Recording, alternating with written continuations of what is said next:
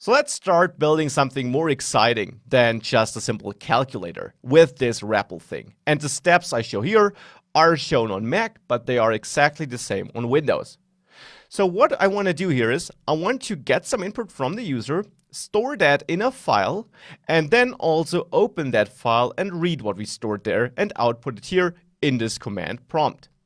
Now, to get input from the user, we can use a function Python ships with, the input function. And you will learn more about all the functions it ships with and what exactly is happening here throughout the course, of course. Input is a function you execute it by typing input and then two parentheses. Between the parentheses, you pass a so-called argument. That is something that function will use. And the input function is defined by Python, it's built in, to show you the text you're entering here. Make sure to use two quotation marks, and then wait for the user to enter something. So here we could say, please enter your name, colon, and then a blank. And if I hit enter, you see it's outputting that text and waiting for me to input something. You can tell that it's waiting by the fact that there are no three greater than signs on the left. So I can type max here, and if I hit enter, it's outputting it below. That was the input it received. Now that's nice, but I want to store that in a file, right? Here we can use another concept, variables, something I'll also come back to in this course. And we can simply add a variable by typing any name you want, like name, but you could also type my_name, anything like that, and then an equal sign, and then input, please enter your name. What we're doing with that is we're getting the input, and then we're storing it in that variable so that we can use it later. If I now hit enter, I can again enter max, and now you don't see max as an output. Instead, now if I type my name here, so the name of that variable, now we see the output. This allows us to now use that value as often as we want. And now if we want to store it in a file, we can call another function Python ships with, the open function, which will open a file for us.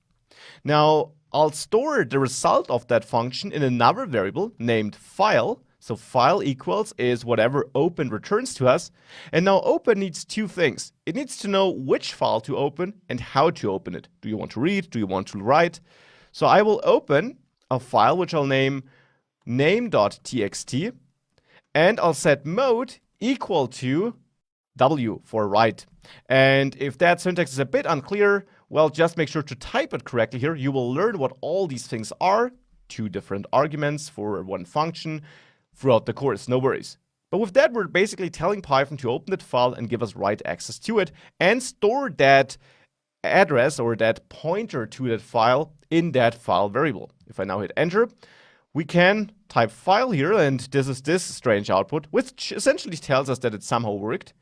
And now we can say file dot write my name, and this tells Python to write the content of my name into that file. If we now hit enter, you can ignore that output. We can now close that file by calling file.close with parentheses. And if you do that, let's quickly navigate into that folder where you're executing your terminal or command prompt in the Finder or Windows Explorer. You can tell which path this is running in on Windows on the left side of your terminal. When you enter Python, there you should find the path it's currently running in. On Mac, it should simply be in your user's main folder. There you should find a name.txt, and if you open it, you should see the name you entered in there.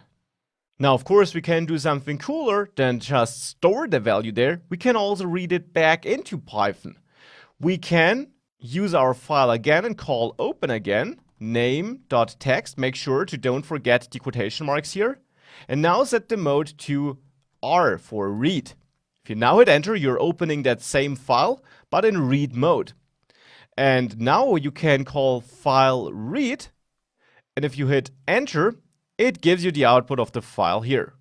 And that was a lot of new stuff, a lot of things where you might wonder what's happening here. And we'll learn all these things, no worries. But I hope this gave you a first impression of what you can do with Python and how you can give your computer instructions to execute, which in turn allow you to write more complex programs, as you can use these instructions and way more other instructions and commands in any combination you want to build any kind of program you want. And we'll do this in this course. We'll build a blockchain. So what is a blockchain then?